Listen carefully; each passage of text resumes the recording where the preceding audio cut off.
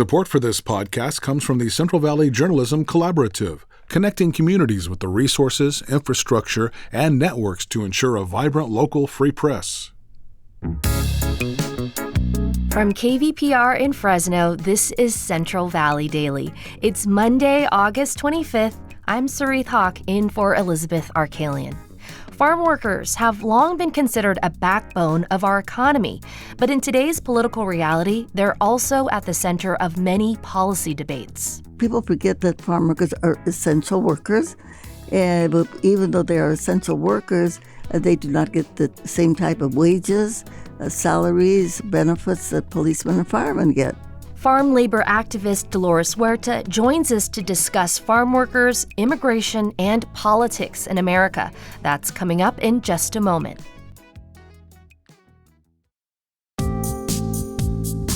KVPR's vehicle donation program brings in thousands of dollars each month to support the news and information you rely on. If you've got a car, truck, motorcycle, or boat you're no longer using, please consider donating it. The process is easy. We'll tow it away free of charge, KVPR gets a check, and you'll get a receipt for your taxes. Find out more at kvpr.org/cars or call 855-277-2346. And now to our main story. Safety standards for farm workers have come a long way since Dolores Huerta got her start as an activist in the 1950s. Together with Cesar Chavez, Huerta helped found what is known today as the United Farm Workers Union, or UFW. The organization is still in existence today, and many agricultural workers participate in the union. Huerta's advocacy since then hasn't stopped. She's 95 years young, and at times it seems as if a lot of her work is just beginning. Dolores remains active in her advocacy, and some Valley cities have broken ground on projects honoring her legacy. But she has also been outspoken against sweeping immigration enforcement by President Trump and sharp political crackdowns. California's San Joaquin Valley relies heavily on farm workers, many from Mexico, and many of whom lack documentation. At a time when immigration and labor issues are driving news headlines, especially here in the Valley, we wanted to check in with Huerta on how she sees this political moment. Undoubtedly, Huerta is a unique voice in today's social and political life, given her long history and public work. Huerta had just been in Sacramento giving testimony in favor of a redistricting plan last week when she visited the KVPR studios for an extended conversation with Central Valley Daily producer Jonathan Linden. We're bringing you that conversation now. I first wanted to talk about farm labor. You've been involved in labor movements since the 1950s. I'm curious to know what has changed in that time. Do you feel like there's been meaningful, long-lasting change since you first started your work in the 50s? Well, I think because of the work that we did with the United Farm Workers, Cesar and myself and others, of course, is that farm workers do have bathrooms in the fields. They have toilets now that they never had, hand washing facilities, potable cold drinking water.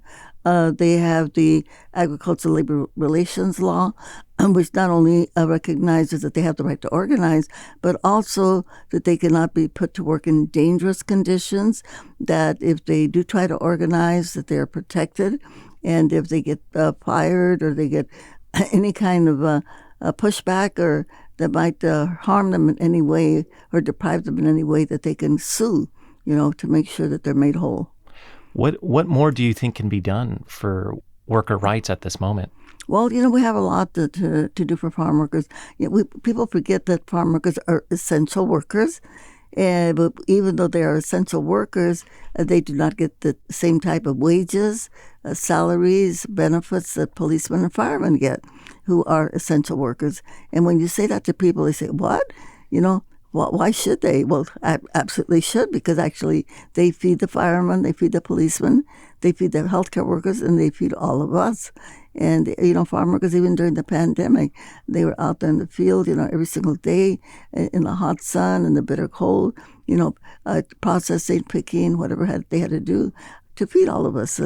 And so they should be the most respected workers that we have. And yet they're still looked down on in many cases. Say, I don't want my kid to be a farm worker. Well, you know what? farm workers are very proud of the work that they do. There's a lot of dignity there. And when you're out there with farm workers, you can see the way that they relate to each other, the way that they relate to the environment, to the plants that they're tending. You see a whole different world. That this is very dignified work. Yeah, absolutely. You, of course, advocate for a lot more than just farm labor these days. And I want to talk about immigration and immigration enforcement. I know you've been following the immigration raids that have been happening around the U.S. and right here in California. What do you make of what's been happening recently? Well, this is a nightmare. I don't think any of us ever thought that we would see this in the United States of America, at least in this day. We have seen this kind of treatment of people, say, in Nazi Germany and in other totalitarian countries, but we never thought that we would see this in the United States, where we see people that are being kidnapped, literally kidnapped off the street, where we see people that are being sent to prisons because they entered the country without the proper documentation. That does not punish you to be incarcerated into a prison. And even people that might have any kind of a criminal background, they deserve a due process. They deserve the right to go to court and that have witnesses, et cetera, et cetera. But to just get people and stick them in a prison right away, assuming that you're a criminal. And we know that the people that they're incarcerating, these are our landscapers, these are our farm workers, people that maybe work to fix something in your home, like people that they pick up at the Home Depot. Landscapers, construction workers, hotel workers, the nannies, people that take care of not only of your yard, but take care of your home. Who would think that students that we see that are being kidnapped and deported and put in prisons? This is a nightmare for our country.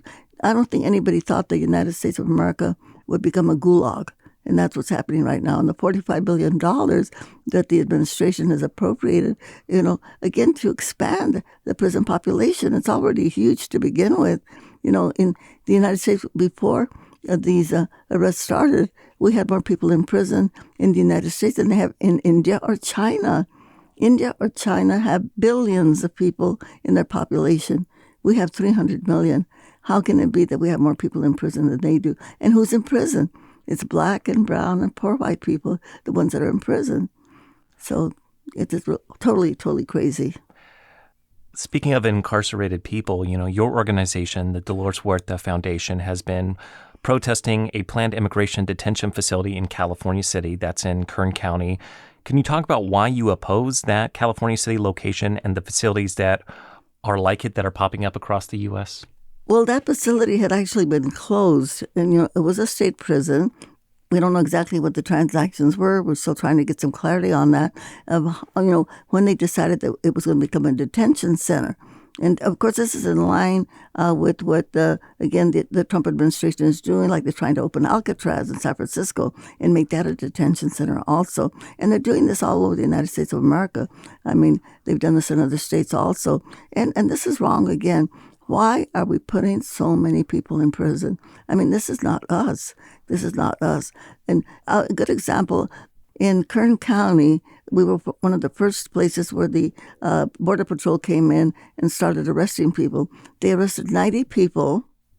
Of the 90 people that they arrested, only one person had any kind of a criminal record. We reported on that, yeah. And when you think of a criminal record, what is that? Is it petty theft? Is it, driving without a license? Is it just crossing the border without documentation? What are they classifying as a criminal act? We know that most of the people that are being picked up right now, kidnapped and put into prison, are not criminals. I want to note that the leader of that section of the Border Patrol, he flat out said that anyone who was not here with documentation was considered illegal and should be taken out. That was what he insinuated in an interview by our news partner, Cal Matters. I'm curious, though, to know why you think it's been so hard to have any sort of significant immigration reform here in the U.S., because A lot of the same issues, like relying on farm labor of people without legal status, that has persisted for a long time. It doesn't seem like there's been any meaningful change to get more of those people some type of, actual documentation so they can not live in fear. Well, actually, when you go back in history to California, when this land, as we know, belonged to Mexico. And so when they took the land from Mexico, they needed people to farm the land. So then they brought people in from Mexico. Cesar Chavez's mother was one of those people. When her family, she was just a baby when they came in into the United States of America. And they were inviting people to come in. Now, they didn't classify them as Mexicans because so many Native Americans had gone to Mexico to escape the genocide that was happening against Native Americans. So they classified them as white when they were coming in. It was really interesting. And a lot of Latinos that were born in the United States were classified as white, okay? But anyway, they invited these large numbers to come in because somebody had to work the land. And they invited people to come in, all right? So back in the 30s and during the Depression, they had this huge repatriation movement where many, many people were deported. And by the way, I think almost 40% of the people that were deported were U.S. citizens when that happened back in the 30s. That was rather interesting. And then again, then they brought people back in again because they needed the workers. And so then they had Operation Wetback in the 50s. The same thing happened again. Oh, and I forgot what happened in the 40s. In the 40s, because we had World War II, then we started the Bracero program, again, bringing in people from Mexico to work not only in the fields, but in other areas where they needed labor because we had sent so many people to war. And then we ended the Bracero program in 1962 or 63. Then what happened? They legalized all of the people that had been working as braceros without any legislation. Without any legislation. It just happened. And all they needed to get their green card were 3 documents. They needed an offer of employment, which could even come from a labor contractor, a letter that said, we offer so-and-so a full-time job. And then you needed a letter from somebody in the community that would say, I will support Jose's family and him if we becomes ill, so he will not become a public charge. And a set of fingerprints. 3 documents. And again, legalized a whole bunch of people that had been working here as braceros. And then they had the amnesty bill of 1986, where again, for farm workers, if you had worked in farm work for 3 consecutive years for 90 days, then again, you got your legal status. So this has been the pattern that we've had in the United States of America. And, we've been having these huge amnesty programs. And now here we are, where we're saying, oh, no, now everybody has to go back where they came from. So it's absolutely insane, the immigration policies that we have and continue to have in the United States. So if you could change some immigration policy tomorrow, what would you make happen to, give these people legal status? Well, I think that all of the people that were here on protective status, TPS, that they should be given a legalization status. Anybody that's been here that has been contributing to the country, as they have, that they should be given not only protective status, but the chance to become legalized immigrants, but also citizens. And, when you go back again, when we talk about the United States of America, it's always been a nation of immigrants. And I like to remind people of that. The first immigrants that came here were from Europe. I mean, I have one of my great-grandmothers came from Spain. My family came from Sweden. Yeah. And I have a great-grandfather that came from England. But on my dad's side, that's on my mother's side, on my dad's side, they were indigenous people, and they were here to greet them when they arrived. And they forget that. I mean, even the president himself, his family, I think his mother was from, Scotland? I'm not quite sure, yeah. I think from Scotland. I know his family is immigrants, yes. Yeah, and then his wife, 2 wives, I believe, were also immigrants. So there's so much hypocrisy, and it comes down to racism. This is what it comes down to. It's not the fact that you're an immigrant, it's what color of skin you have. And as Dr. Martin Luther King Jr. said, racism is an illness that we have in our society. It's an illness, and it has to be cured. And we think about that all of the policies that the Trump administration are doing are based on racism. This year marks the 60th anniversary of the Delano grape strike. Mm-hmm. The strike is, of course, an important part of history, set off the modern farm labor movement. I want to ask if you could reflect on that movement and how it brought together Mexican and Filipino farm workers and what we could draw from it in today's reality. Well, it took a lot of organizing. You know, farm workers were always denigrated. I remember the farmers in Sacramento would say, well, we do the public a favor when we give these people a job because nobody will hire them. They're up into winos, you know. And I remember going up to one of the Farm Bureau representatives and said, don't ever say that again, because if you do, I am going to talk about the way that you treat the farm workers, you know, the way that you not only denigrate them, but the terrible treatment that you give them in the fields. You know, when you can imagine what it was like for women not having a bathroom in the field, when you're out there all day long in the hot sun or in the bitter cold, 20 miles from the nearest gas station where you can go to the bathroom. You know, I mean, that was treating the farm workers as if they were animals instead of human beings. So this is what we had to overcome. This is what we had to change. And we did it by organizing family by family by family. Both Cessa and I had actually worked with another organization called the Community Service Organization. And that organization got the first Latino elected to the City Hall in Los Angeles, Eduardo Roybal. He was the first Latino from California to go to the Congress. And then we started organizing all up and down the state of California. And that's where we learned how to organize. And so we started thinking about organizing farm workers. We knew it was going to take a lot of time. So we actually started in 1962. And for 3 years, all we did was have meetings in people's homes, all throughout the Central Valley, starting with Kern County, Tulare County, and Fresno County, Madera County, and Merced, you know. And we organized very diligently, and we were actually going to organize for another 2 years before we had a strike.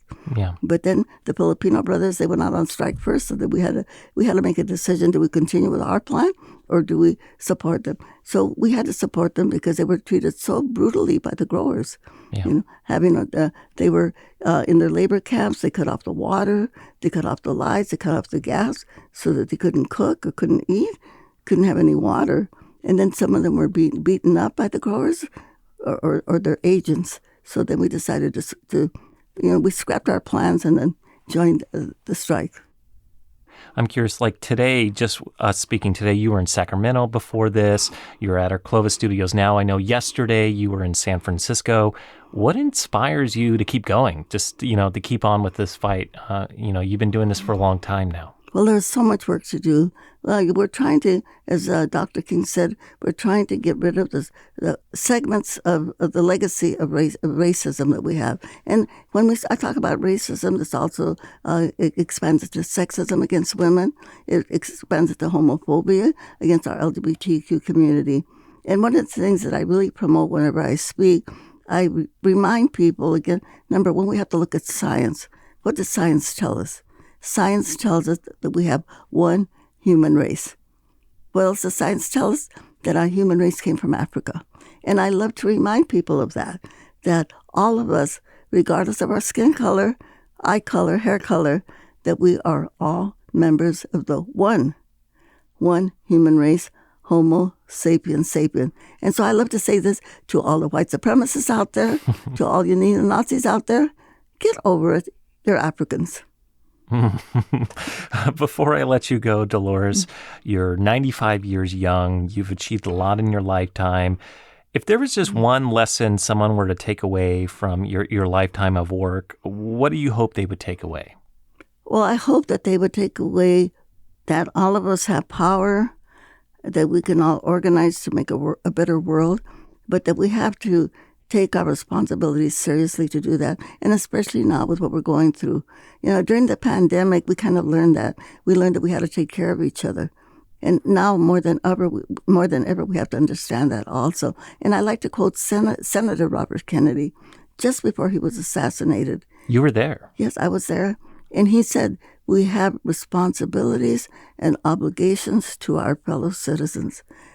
We can remember that. All of us have responsibilities to our fellow citizens, and we want to make sure whatever we have in our country, what the wealth that we have, the resources that we have, that they have to be shared, and that everybody should be treated equally.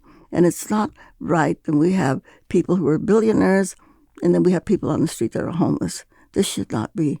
And, Coretta Scott King said, she and I in a conversation, she said, we will never have peace in the world until women take power. And I have changed that to say feminists take power, because we know not all women are feminists. And the reason I say this is because we should live in a world where everything can be shared. We should have cooperation and not competition, where we can think of people helping each other instead of having power over each other, Then I think that we could make a better world. That was Central Valley Daily producer Jonathan Linden speaking with Dolores Huerta. September 8th will mark 60 years since Filipino union organizer Larry Itliong first initiated the Delano grape strike. Days later, Cesar Chavez, Dolores Huerta, and the National Farm Workers Association joined the strike. And that's today's show. Today's episode was produced by Jonathan Linden, Carrie Klein, Crescencio Rodriguez Delgado, and KVPR, with support from the Central Valley Journalism Collaborative. I'm Sarith Hawk. You can find the latest local news anytime at kvpr.org.